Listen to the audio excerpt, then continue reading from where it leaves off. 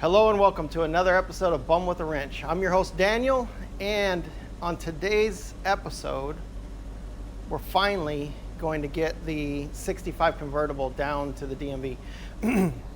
Now I know in that last episode I was telling you guys that I was going to go do it, right then and everything else. Honestly, the 65 convertible, it was running bad. In California, it's hard to take a vehicle to AAA, DMV. I'm going to AAA because, if you know the DMV in California, they hire the most pissed off people possible. And that you just get nothing done. Stand in lines forever and get nothing done. So AAA membership is the way to go, definitely. So I got to get this thing over to AAA. But in inner city, I'm sure, all the inner cities are similar. Getting the car over there without any registration, without being legal or even safe to drive on the highway, means I have to trailer it. Finding a place in the city that I can go to with the trailer and then take it off the trailer, because they will not go on the trailer to inspect the VIN number. Horrible practice. I have used a mobile guy in the past that's come out to inspect the VIN number for the DMV, but you got to pay them money and everything else. And honestly, I'm just not going to do that. I don't want to do that. I did that on another car. I can't remember how much it was, but the whole process was just, just crazy. So I found a AAA, the one right by me, in fact. I went onto Google Maps. I use the satellite view so I can see what the area looks like instead of just, the cartoon maps. You want to look at the real map. And then I found a business close to AAA. It's actually in the same parking lot, but what you do is you just kind of zoom in the area that you want to go to, and look at the parking spots. You can see if there's any traffic in that area based on oil, tire marks, that kind of stuff.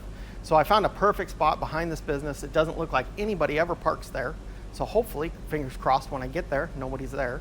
That way, and it's in the same parking lot, so it's kind of like a strip mall kind of thing. And so I'll unload the car, drive it to the other side, go into AAA, get them to inspect the VIN, then drive the car back. So I'm not on, public highways or anything like that with the car. It's just idling it across the parking lot. However, I did need it to run better. It was running so poorly. It's actually idling right now.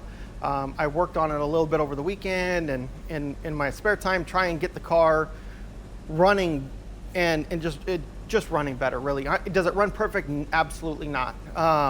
It still stumbles when you give it a little bit of throttle. I'm sure the gaskets on it are leaking. It's probably got mega intake manifold gaskets leaking, but it's good enough. I can move it around.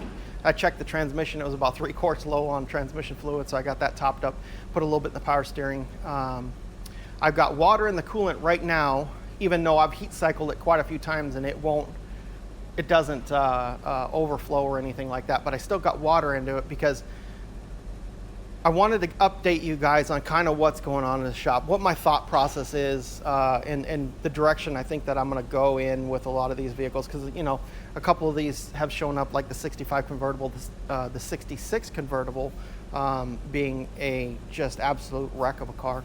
That one showed up and it's going to take a lot of time. I still have my 65 hardtop that I absolutely love. I really don't want to get rid of this car, so as of now, I'm going to keep it.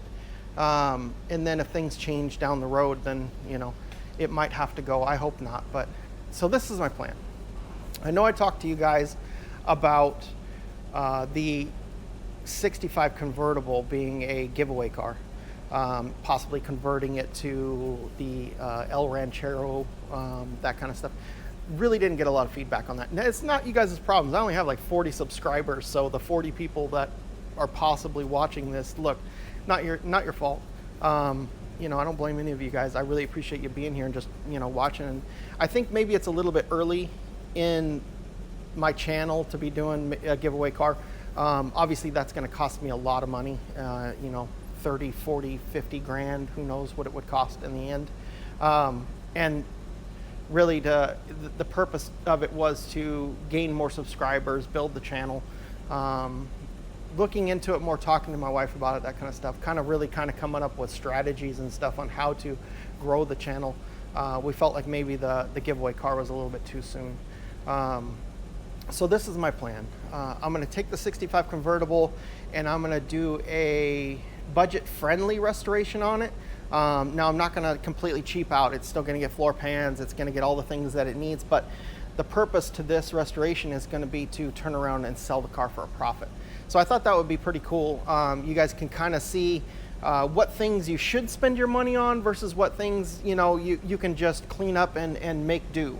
So I thought that would be kind of a neat thing to do on the channel.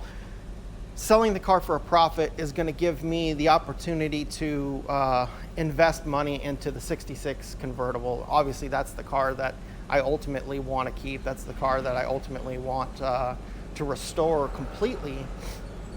And doing a 7-liter is extremely expensive. Just, a couple numbers for you. I was digging around online looking at badges and stuff. The one that goes across the trunk lid, the spear on the trunk lid. Guy wanted like $3,000 for that. The other badges and stuff, the one that goes in the grill, and not even in perfect condition, wanted almost $900 for that. These people are out of their minds. That's absolutely insane. Now, if it was an NOS piece or something like that, sure. But obviously badges are something that are going to be well down the road. I need to address all the body work on the car, get the floor pans in shape, get the top into shape and get that working properly, and then start focusing on drivetrain and wiring harness, that kind of stuff, interior, and then get into the motor. So I just quickly looked up, because 428s are getting a little bit hard to come by. And so I was just kind of digging around, seeing, what about this thing's going to cost me. And a 428 right now, an early block 428, I found one guy had it. I think he wanted $3,000 for it. And it's unknown mileage. Who knows how many miles it is. It's just the short block. So you get the rods, the crank, the pistons, all that kind of stuff. But no, of course, none of it's any good. Well, the crank's good, and the rods are probably pretty good, but you wouldn't run them. Pistons, of course, you'd just trash. But the block was already 30 over on the bore and 10 over on the crank, which is not bad. I'm okay with something like that.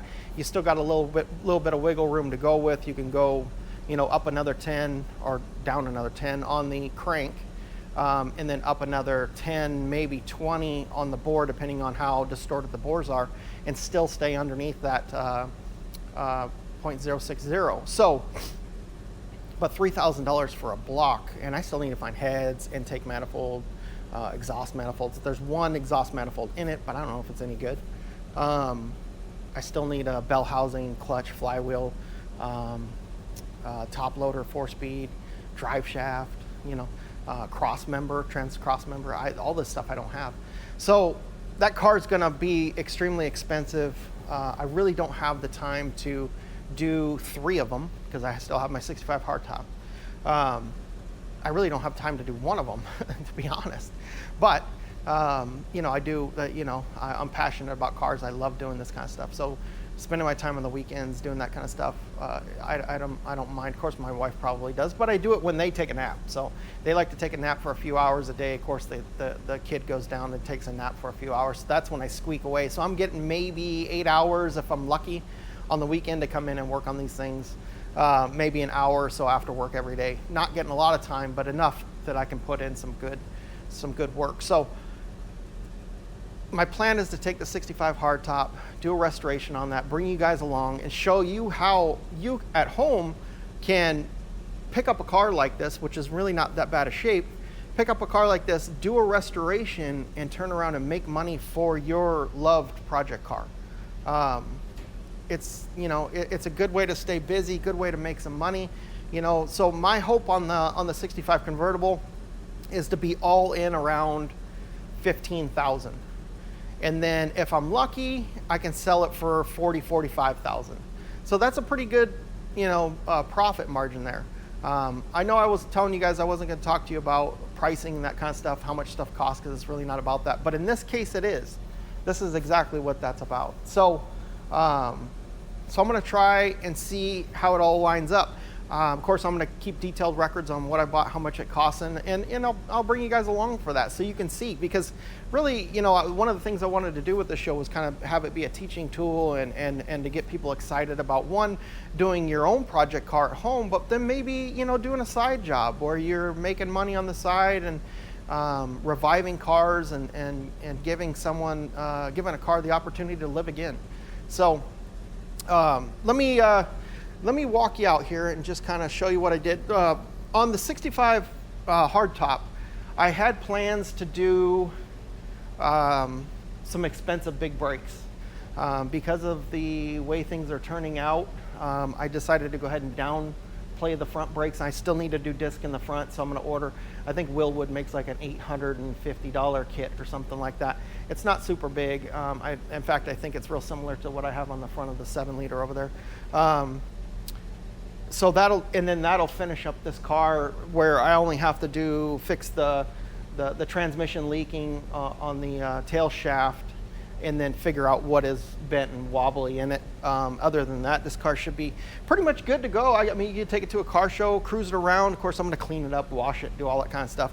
But really, that's about it. I might throw a seat cover on that front seat just so you know, it's not all tore up. Eventually, that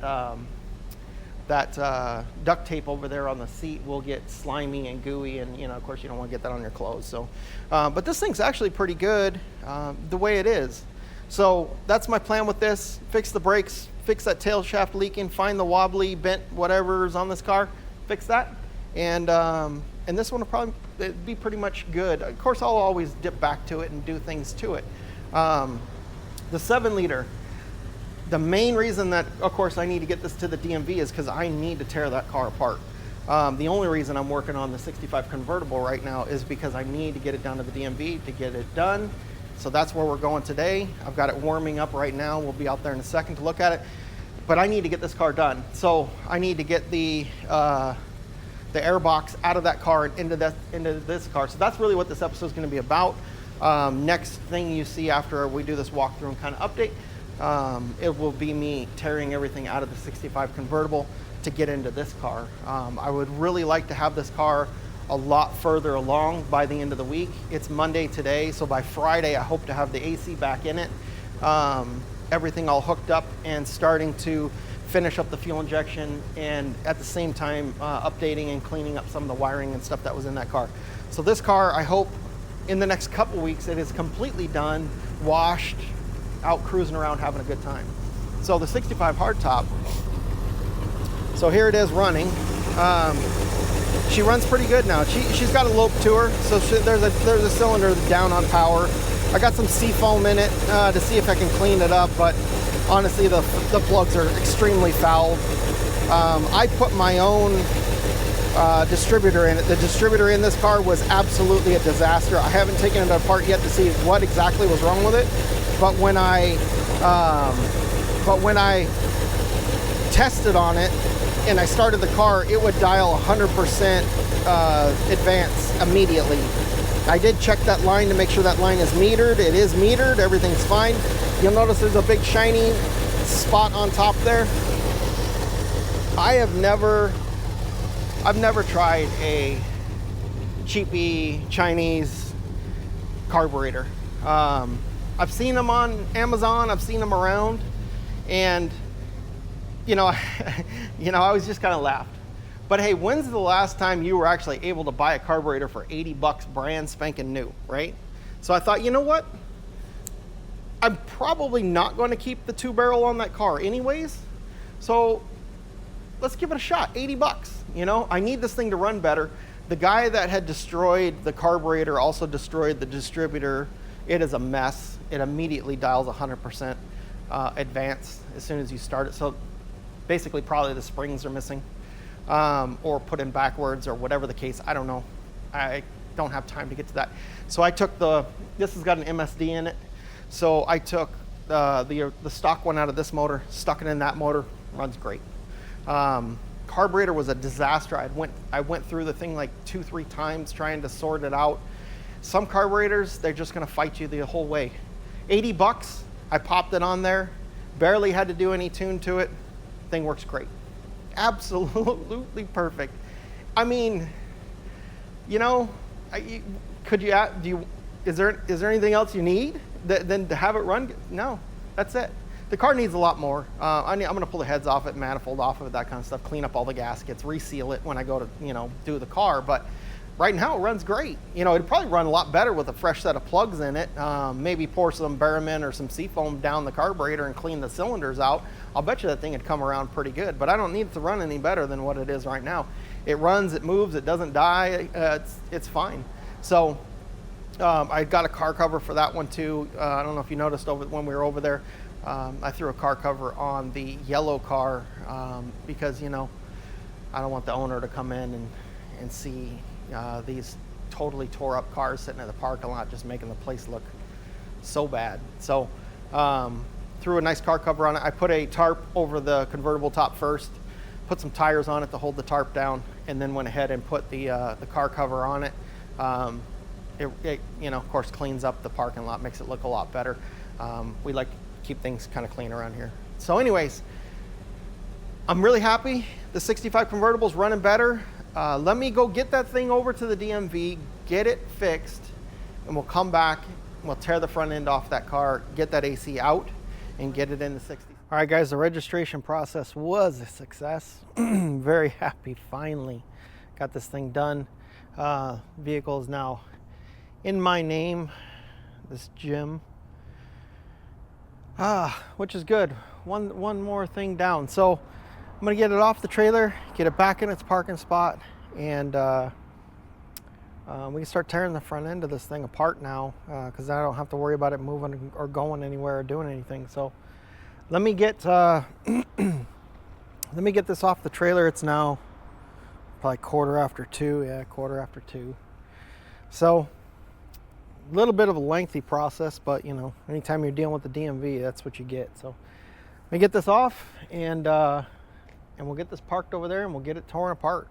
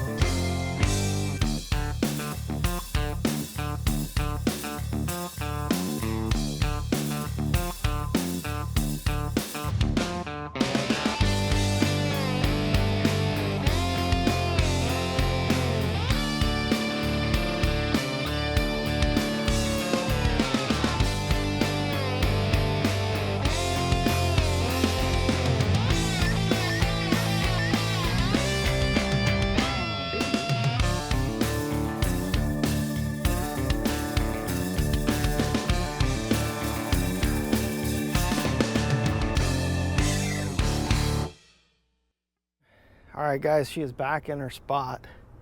Doing pretty good. I'm pretty proud of this car. She came kicking and screaming, but in the end, she's not doing too bad. She didn't overheat at all today. Still dragging a hole a little bit on one of them cylinders, but I just dumped a can of B12 down the carburetor and let her chew on that for a little bit. And I think she's going to come out of it, honestly. But that's okay, because next plan of action here is to take the front end off the car, and then I'm going to get the air conditioning and heater box out of the car, of course, get that cleaned up and get that into 7-liter. But as far as this car goes and the work that I'll be doing on the weekends, I'm gonna, once the front end is off this car, then I'm gonna clean the engine up, just, you know, degrease it, get it all down to bare metal again. I'm gonna try not to pull it out of the car, but we'll see how that goes. And then get it painted up the way it's supposed to be. I might even give this motor back its 4-barrel carb that it's supposed to have. The VIN says it's supposed to be a 352 with a 4-barrel, so when we know that this motor's been swapped with a later model Ford 352, probably out of a pickup truck or something, junkyard. So I know just pulling the cylinder heads off of it and the intake manifold, cleaning everything up, will dramatically help this car. Now, it doesn't smoke really all that much, so I don't think it needs valve guide seals or anything like that. But since I got the heads off, I got a set of valve guide seals. I'll throw a set of valve guide seals on it, clean up the valves real good, lap them all back into place, make sure they're all sealing nice and tight. Look at the cylinder walls and inspect all of that, and stick the thing back together, set of new plugs, 4-barrel carburetor, wires, cap, rotor, all that kind of stuff. And I'll bet you she runs pretty good. So really happy it didn't overheat at all. When I first got it, I was concerned with it overheating. It barked the water out the first time I tried to put water in it, but after changing the thermostat housing and the thermostat, she came right out of it. So maybe the gasket's sealed, I don't know, but I'm proud of it. She did good. So she did exactly what she needed to do, even dragging a hole a bit. So now we're gonna go ahead and put her to bed and pull this front end off. So we can, on the weekends I can start cleaning her up, getting her ready for her next life. And then 2, we can get that air box out, which is important for my day-to-day job.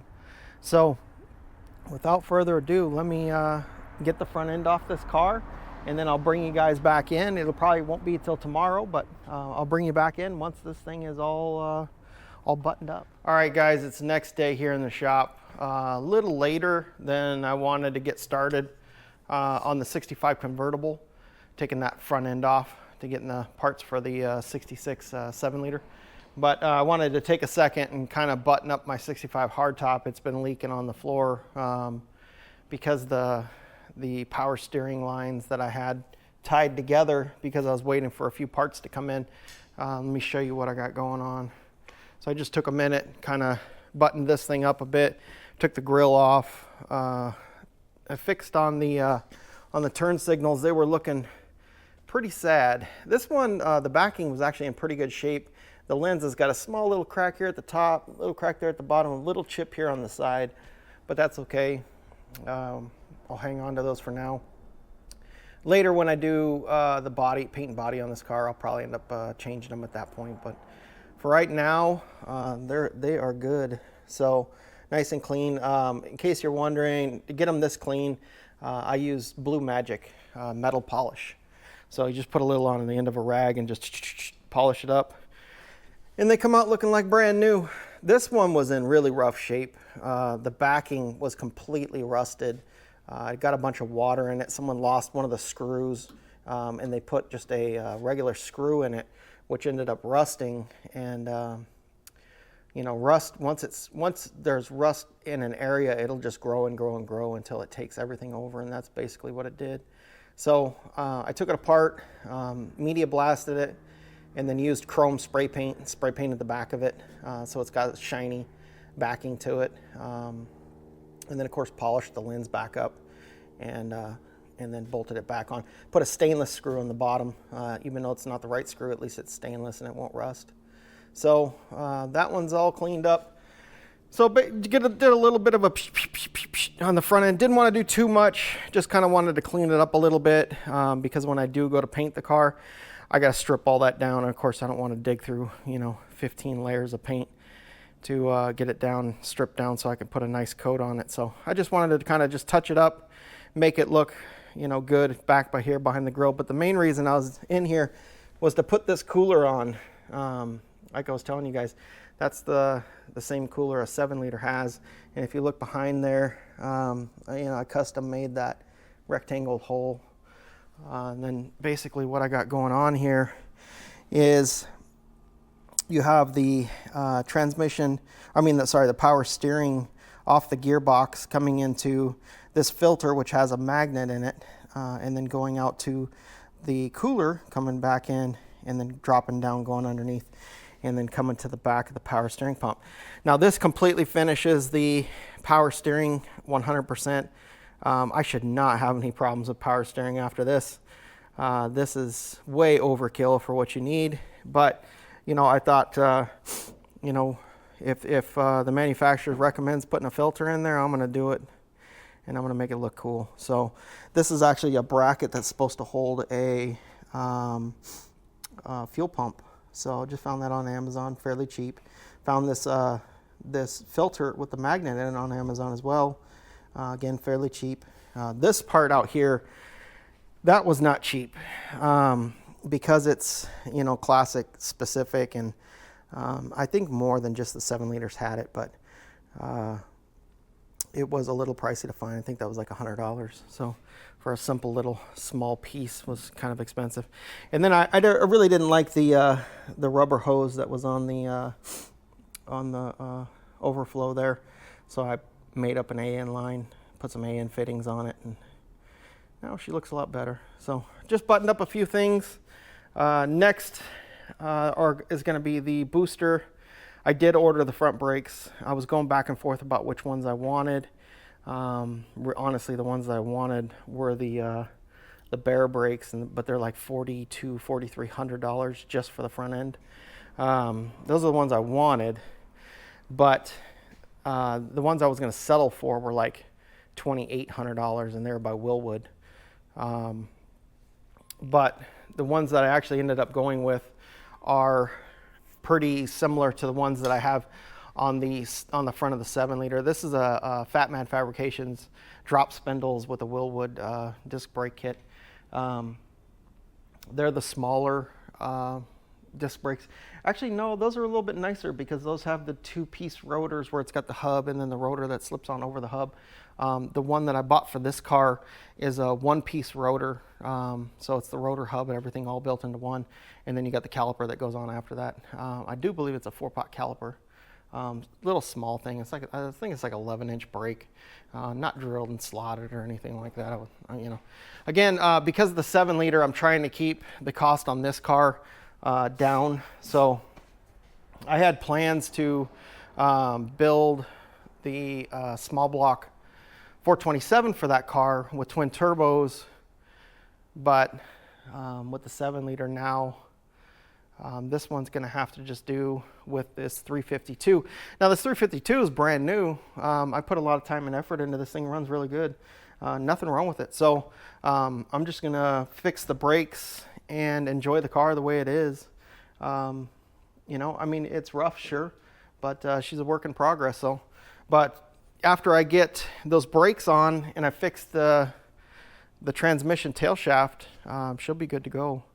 So, you know, put some seat covers on it or something. I don't know, do a little bit. I'll always come back to this car a little bit at a time. But for now, I'm going to call her good. Concentrate on the 65 convertible, get that sold so that I can get into the 66 7 liter, the yellow car, and start working on that car. It's got a lot of work to do. So I'm already in my head trying to think of how I'm going to solve a lot of these body panel issues, but not going to bore you with that for now. This episode's already got a lot of me talking. I also went ahead and cleaned up one of the headlight bezels for, this is the 65 hardtop. And so you can see how it was, you know, I mean, they're not in horrible shape. They're just dirty and old. Don't have a lot of shine to them. But a little SOS pad, and then just scrub the whole thing with an SOS pad. It probably needs a once over on it again. I mean, the chrome's not perfect, but you know, it's pretty nice. So I'll probably give this a once over with the SOS pad again, just kind of clean up any of the little corners and stuff that I missed. Do the same thing with this one, and then do the same thing with the grill. So the grill, this is the correct orientation on the grill, is in really good shape, except for this one little ding right up here, So, and because of that, it's got a little whoop in it right there. This whoop is easy to get out. That ding's gonna be a little bit harder. So I'm gonna have to massage and fix that. Really, that's the only damaged part on this whole grill. So I really kind of want to fix that rather than replace it, because that is an original grill. So, and the thing is in great shape. So I'll SOS that as well, and it'll look like brand new. Give this front bumper a little SOS, and it'll clean it up and make it look almost brand new. Then the whole front end of the car will look, you know, pretty nice and fresh. You can do SOS on everything. So on all of this, all these parts here, you can SOS all of this. You can SOS the stainless. You can SOS everything. It's a quadruple aught with some soap in it. So I'm even going to use it on the paint. I didn't use it in this area right here. I actually did a lot of cutting and buffing in that area. It was a lot. It really messed up a lot of my pads. It turned out really good, but I can achieve the same look by SOSing this first and getting all that dirt and grime stuff that's going to really, you know, jumble up my pad, and get all that off first, and then I can come back and polish, cut and polish, and the car will actually turn out, you know, like this front fender, which is not bad. It's not perfect. It looks better on camera than it does in real life, but you know, I'll do the hood, I'll do everything. So, but yeah, that's about it for this car. You know, just to clean, that's what I'm going to do kind of on the side. This side is in really bad shape. This quarter's been repaired. This door has been dinged pretty good. I actually had to pull that out so the window would go up and down. And then of course we all know this fender has to be replaced. But let me get to what we're actually supposed to be working on today. And that is the 65 convertible. So, okay, make sure my mic is, the battery on my mic's going out. So when I high speed this part, I'll charge the battery on my mic. But you can see I've got the two cars covered up. This is the 65 convertible, and then the 66 7-liter here. Main reason for that is just to you know, make the yard not look so bad. That way when the owner comes in, it doesn't immediately catch his eyes and, you know, raise the blood pressure up. So don't want to do that. Want to keep that blood pressure down, keep the yard as clean as I can. I always try, and I'm only one bum, so, and I got this gigantic 8,000 square foot building that I have to tend after and do everything. Anyways, I don't want to bore you too much with that. So let me get going on this. I'm going to record a lot, and then it's gonna probably be a lot of cutting and high speed. So, but I'll show you how to get the hood off in a really cool way. Most of you probably don't have this tool to help you, but I am in development of a bum with a wrench specialty tool, and I hope that I can actually make a prototype, test it, and then talk to some people about possibly making it, and it'll be awesome. When I get that done, I'm going to show you guys. But it's an idea that I had going, because, you know, when I'm here by myself, there's a lot of stuff that you have to try and do by yourself that's really hard. So like removing the hood from a car. So let me show you how I do that here by myself, and sit back, relax, enjoy some high speed.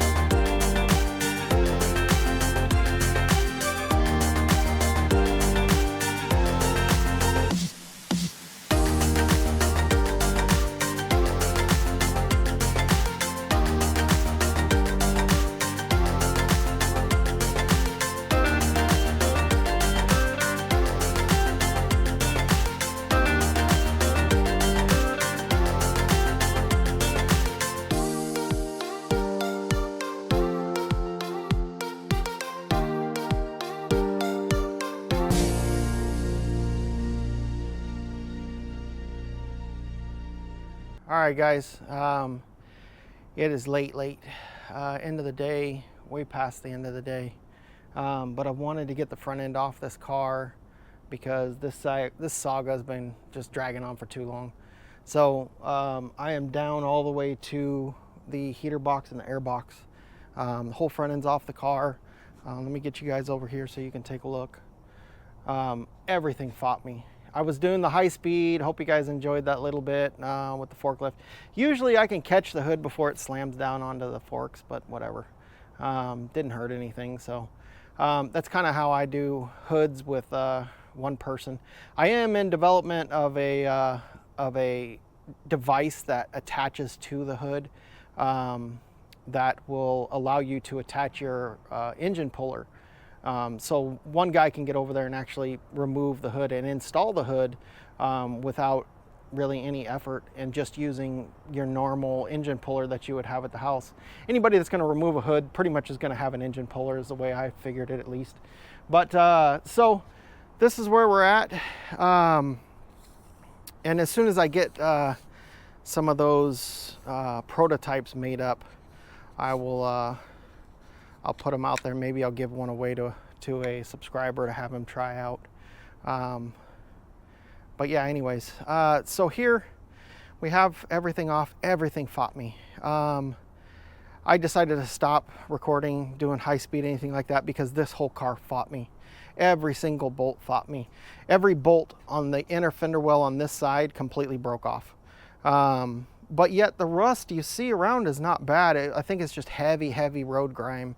You know, I could have sprayed them down before I got in there and started doing it, but honestly, you know, that makes a big mess and I'm just trying to get this thing apart. So I decided rather than make a mess, I'll just fight it a little bit.